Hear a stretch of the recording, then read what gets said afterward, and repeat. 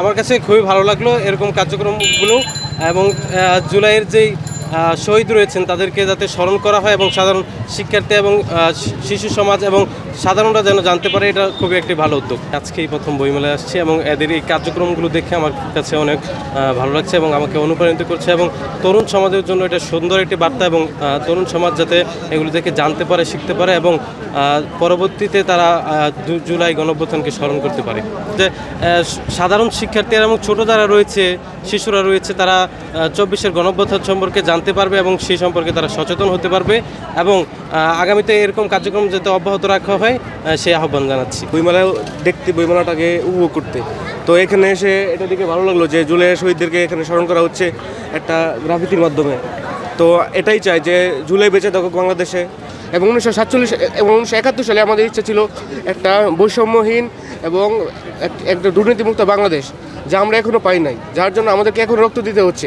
এবং এই 24 সালে এসেও আকাঙ্ক্ষা কিন্তু পরিবর্তন হয়নি, আকাঙ্ক্ষা কিন্তু একই রয়েছে এবং আমাদের সামনের দিনগুলোতেও আমরা তার প্রতিফলন দেখতে চাই। আমরা আমাদের আকাঙ্ক্ষার বাস্তবায়ন চাই এবং আমাদের যে জুলাই শহীদ রয়েছে তাদেরকে যেন বাংলাদেশের সকল মানুষ স্মরণ করে। এবং একজন সাধারণ নাগরিক হিসাবে আমি এটাই চাই যে জুলাই বেঁচে থাকুক, 71 বেঁচে থাকুক, 47 বেঁচে থাকুক, কোনোটাই কোনো দলের না, সব কিছু বাংলাদেশের জনগণের।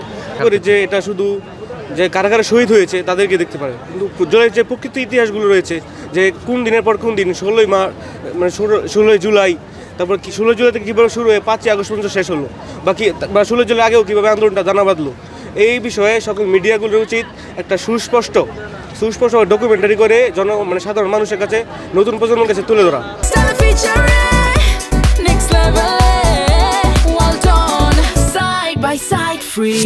আমি আসলে এখানে আসার পর আমার হাবিবুল্লাহ বার কলেজে আমার ফ্রেন্ড, আমার ব্যাচমেট আবদুল্লাহ সিদ্দিকের ছবিটা খুঁজতেছিলাম।